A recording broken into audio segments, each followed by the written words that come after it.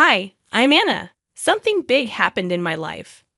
5 years into my marriage with Paul, we were like any other couple. I worked as a teacher, and he was a manager at an energy company. Life was going smoothly, but then his dad passed away, leaving his mom Elaine all alone in their big family house. That's when Paul dropped a bombshell on me. Anna, we need to talk. Paul said suddenly one night, looking serious. His tone made me stop scrolling on my phone and pay attention. What's wrong? Is everything okay? I asked, concerned. It's about Mom. She's alone in that old house since Dad passed. I think we should move in with her, he said, taking a deep breath. My stomach sank. Move in with Elaine? Paul? And I didn't always get along with her. Paul, are you serious? You know Elaine and I barely get along, I protested. He leaned against the kitchen counter, looking determined. I know, but she's my mom, and she's struggling. Plus, we're just wasting money on this rented apartment. I sighed, running a hand through my hair. But this is our space, our home. Moving in with your mom is a big change. It's not just about the space, Anna. It's about family. Mom needs us, he pleaded. I felt trapped. Does your mom need us, or do you need your mom? I asked, biting my lip. That's not fair, Anna. I'm not asking you to live in a dump. It's a huge house, plenty of room for all of us, he argued. I crossed my arms, feeling tense. And what about our life here? Just uproot everything because Elaine snaps her fingers. It's not like that, and you know it. I'm thinking about what's best for everyone, he said firmly. Everyone, or just Elaine? I retorted. He threw his hands up in frustration. Can't you see the bigger picture here, Anna? I am looking at the bigger picture, Paul. Our life, our independence, not just pretending to be a happy family in that gloomy old house of hers, I shot back. The argument continued in circles, but eventually I gave in. For Paul's sake and for the sake of peace. But deep down, I dreaded every bit of it. Moving day came, and it was just as uncomfortable as I imagined. Elaine's house was this imposing old structure with echoing rooms and a constant chill in the air. Elaine greeted us with a stiff smile. Welcome to my home. I expect you to respect my ways, she said. I forced a smile, trying to keep the peace. Of course, Elaine. We appreciate you letting us stay. Living with Elaine was like living with a hawk. She had a comment for everything. Don't put the dishes away like that. Or you're overwatering the plants, she'd say. It was relentless. One night, after a particularly harsh critique on my cooking, I exploded to Paul in our room. I can't do a damn thing right for your mother. It's like living with a drill sergeant, I vented. Paul rubbed his temples, looking equally frustrated.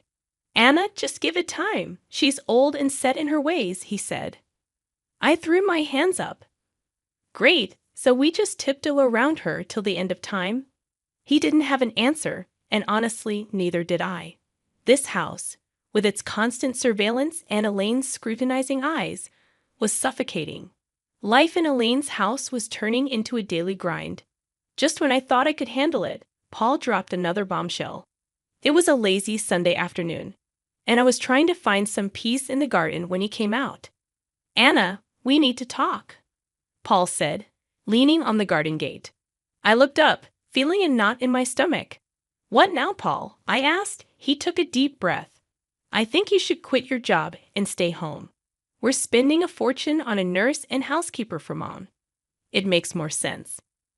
I stood up, anger rising. Quit my job, Paul. I love teaching. It's not just about the money, I protested. He ran his hand through his hair, his tone getting edgy. I know, but think about it.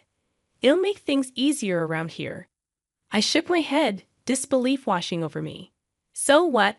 I just become a full-time maid and nurse? That's not the life I want. Paul's voice rose. It's not about what we want, Anna. It's about what's practical. My mom needs us. I glared at him. No, your mom needs you. I didn't sign up to be her caretaker, I shot back. Well, things change, Anna. We need to adapt, he replied firmly. That word felt like a slap. I loved my job, my independence. This wasn't adapting. This was sacrificing. You know what, Paul? Fine, I'll do it. But don't expect me to be happy about it, I conceded. He sighed, a look of relief crossing his face. Thank you, Anna. It means a lot. But it didn't feel like a victory. It felt like I was losing a part of myself. Quitting my job was hard, but the days that followed were even harder. I was now a full-time housekeeper, nurse, and cook. Elaine, as always, had her 2 cents to add about everything. Those curtains need a wash, she'd say, or the soup is too salty. It was endless. One day, I snapped. Elaine was criticizing the way I ironed her clothes, and I couldn't take it anymore.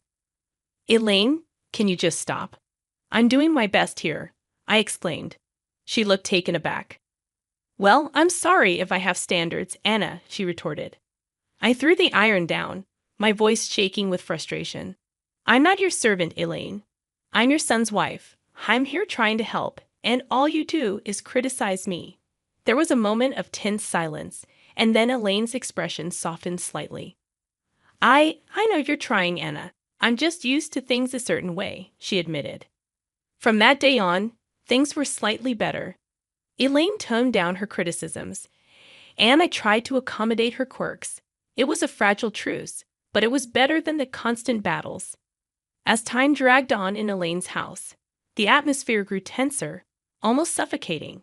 Paul's behavior became increasingly distant and elusive. He was always late from work, and when he was home, he might as well have been invisible, retreating to the spare room like it was his sanctuary. One evening, unable to bear the silence and distance anymore, I cornered him in the kitchen. Paul, what's going on with you? You're hardly here? And when you are, it's like you're not even my husband anymore, I confronted him. He'd avoided eye contact, stirring his coffee absent-mindedly.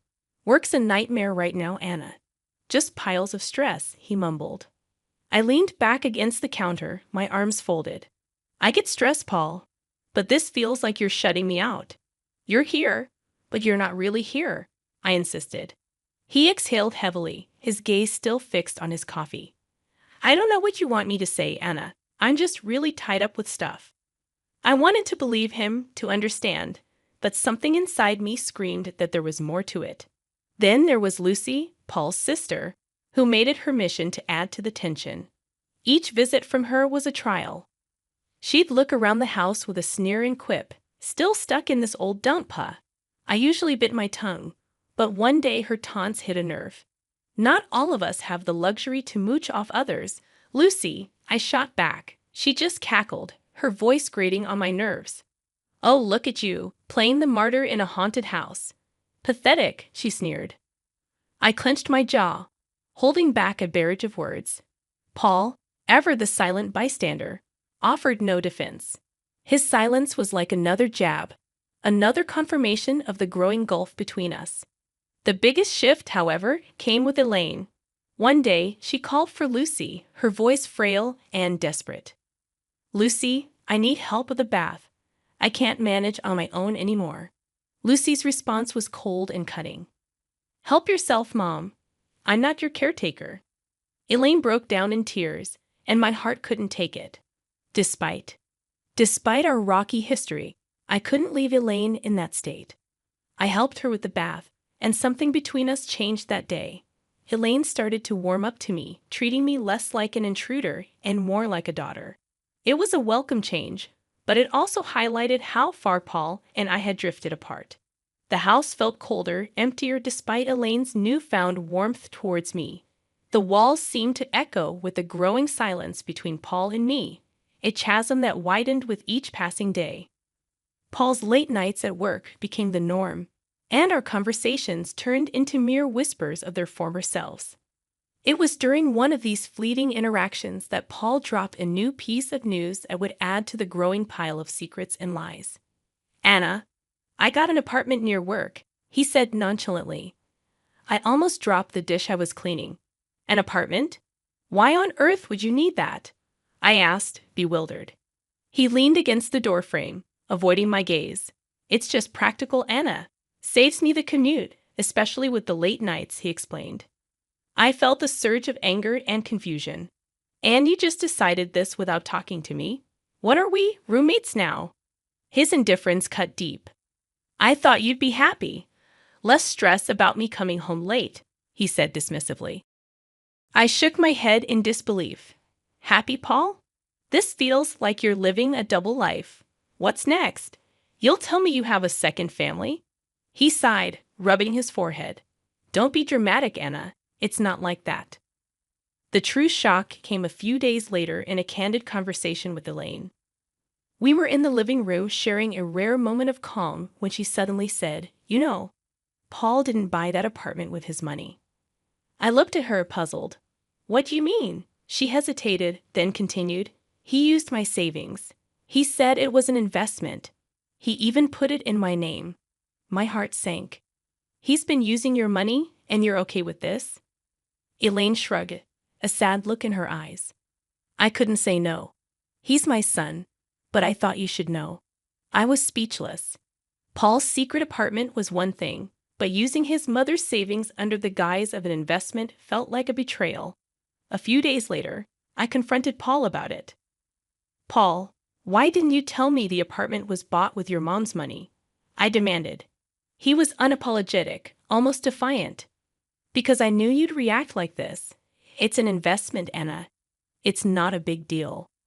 I couldn't believe his audacity. Not a big deal? You're gambling with your mom's savings and keeping it from me. What else are you hiding? He turned away, ending the conversation with a dismissive wave. You wouldn't understand, Anna. It's business. That word felt like a chasm between us, an excuse for everything that was going wrong in our marriage. Living in Elaine's old, dreary house was taking its toll on me. The walls, once probably vibrant, now echoed a somber tone, and every creaking floorboard seemed to whisper secrets. One day, I just couldn't take it anymore. Elaine, have you ever thought about renovating the house? I asked over breakfast. It could use some freshening up. Elaine looked up from her tea, surprised. Renovate. Family. How can you say that? I demanded, my voice trembling with disbelief. He shrugged, his indifference piercing through me like a knife. Yeah, and she's been a burden for years. This is just the cherry on top. I couldn't hide my disgust. She's not a burden, Paul. She's family. How can you say that? I demanded, my voice shaking with emotion. He didn't even look at me, his eyes distant. Anna, I can't deal with this. I have enough on my plate, he said, his tone cold. I was stunned. You can't deal with this, Paul? She's your mother, I reminded him, my voice filled with incredulity. He shrugged, his response cutting like a knife. Yeah, and she's been a burden for years. This is just the cherry on top. I couldn't hide my disgust. She's not a burden, Paul. She's family. How can you say that? I demanded, my voice trembling with disbelief. He shrugged, his indifference piercing through me like a knife. Yeah, and she's been a burden for years. This is just the cherry on top. I couldn't believe what I was hearing. How could he be so callous, so heartless towards his own mother? But as much as his words hurt, they'd also made something clear to me. The gap between us wasn't just widening. It was becoming a vast, impassable chasm. The days that followed were a blur of hospital visits, consultations with doctors, and making arrangements for Elaine's care. Through it all, Paul remained distant, consumed by his own concerns and unwilling to lend a helping hand. It was a difficult time, but I couldn't abandon Elaine, not when she needed me the most. So I threw myself into caring for her, spending long hours by her bedside, holding her hand and trying to provide whatever comfort I could. But as much as I tried to focus on Elaine's needs, I couldn't shake the feeling of betrayal that gnawed at me. How could Paul turn his back on his own mother, especially when she needed him the most? And what did that say about our own relationship? The answers to those questions came in the days and weeks that followed, as Elaine's condition continued to deteriorate, and the strain on our marriage became impossible to ignore. Paul's indifference turned into resentment, and our once solid foundation began to crumble beneath us. In the end, it was clear that we had both changed, that the people we had once been were now just distant memories, And as I sat by Elaine's bedside, watching over her in her final days, I couldn't help but wonder what had become of the love that had once bound us together. She's family. She needs us, I insisted, hoping to appeal to Paul's sense of duty. His laugh was bitter. Us? No, Anna. She needs you. I've got other things to handle, he said callously. I was left speechless, my respect for him sinking as his indifference became more apparent. I took it upon myself to care for Elaine. It was hard watching the once strong woman confined to a bed, dependent for every little thing. As I became Elaine's primary caregiver, Paul's visits grew rarer, and his indifference more apparent. His visits were short, his conversations with Elaine brief and superficial. Then Lucy came. I overheard them in the living room, their words like venom. We should start thinking about the will, dividing the assets, Lucy said coldly. I burst into the room, fury coursing through my veins. How can you be so heartless, discussing her will right in front of her? I demanded. Lucy smirked, her words sharp. Oh, look who's talking, the saintly daughter-in-law. This is our family's matter.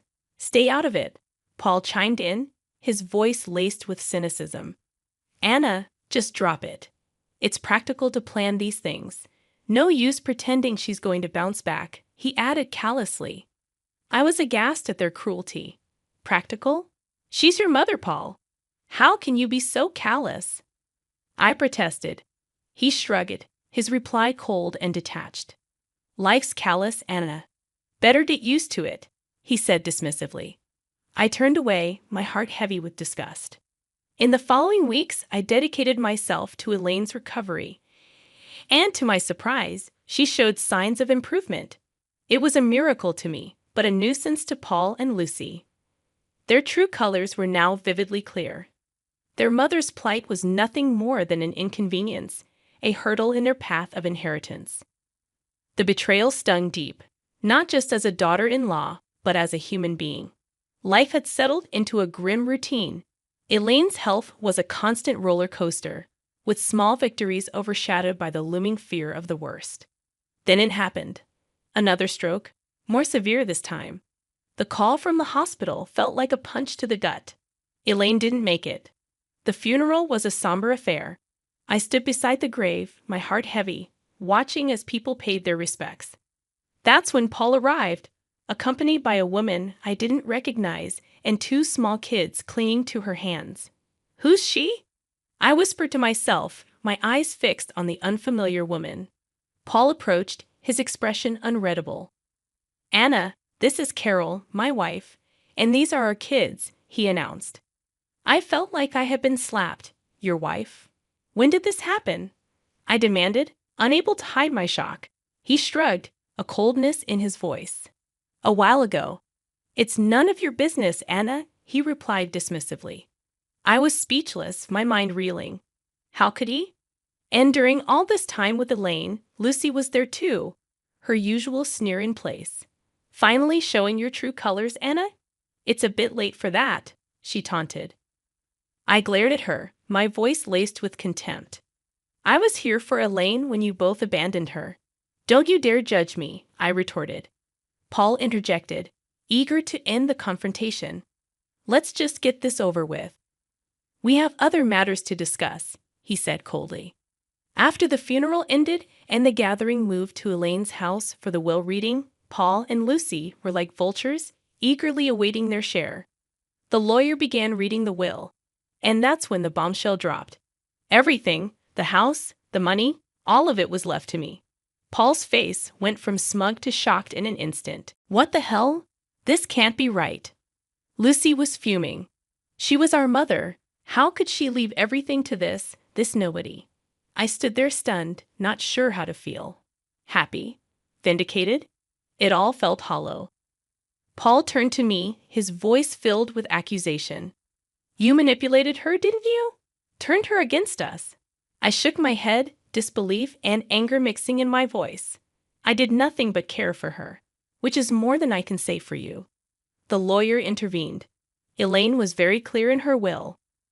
Lucy was seething. This is not the end. We'll contest this. There's no way we're letting her get away with this. As they left in a huff, I stood there alone in the house that was now legally mine. The walls that had witnessed so much pain, betrayal, and love. I looked around, feeling the weight of Elaine's last act of kindness and the burden of a broken family. The house felt different now, like it was echoing with Elaine's last wishes. I was sitting there, holding the whittle, still trying to get my head around everything. Elaine had left it all to me, and Paul and Lucy were raging mad about it. They came back the next day, all fired up. "You really think you can just take everything?" Paul burst out as soon as he stepped in. I looked up, tired but standing my ground. "Elaine decided this, Paul. It was her choice." Lucy was red in the face, yelling, "You tricked a sick old lady. We won't let you get away with this." I stood up, fed up with their nonsense. "Tricked? I was there for her, unlike you two. She chose to leave it to me." Paul was fuming. "So you think you've beaten us? You think you can just snatch everything away?" I let out a heavy sigh. "I didn't snatch anything, Paul. Elaine gave it to me because she knew I actually cared." Their yelling didn't stop, but it was just noise against the truth. I knew I was there for Elaine when they weren't. The lawyer showed up with a video Elaine had made. Her voice filled the room as she said it clear as day. "I left everything to Anna because she was like the daughter I never had. She was there when my own kids weren't. She deserves it all." The room went quiet. Paul looked like he'd been punched in the gut, and Lucy started crying, finally realizing what they had done. After that, Paul and Lucy left, and all their threats just fell flat. I was alone in the big house, surrounded by the past and thinking about the future. I decided to divorce Paul. It was tough, but it had to be done. He and his new family had to move to a rental place. Lucy had her own mess to deal with. Her debts and bad choices were catching up to her. As for me, I was standing in my new house, feeling sad but also kind of excited. Elaine's will wasn't just about the house and money. It was like she was telling me to be strong and make my own way. I decided to start over, use what Elaine left me to build something new for myself. The house, once a reminder of tough times, was now a place for new beginnings.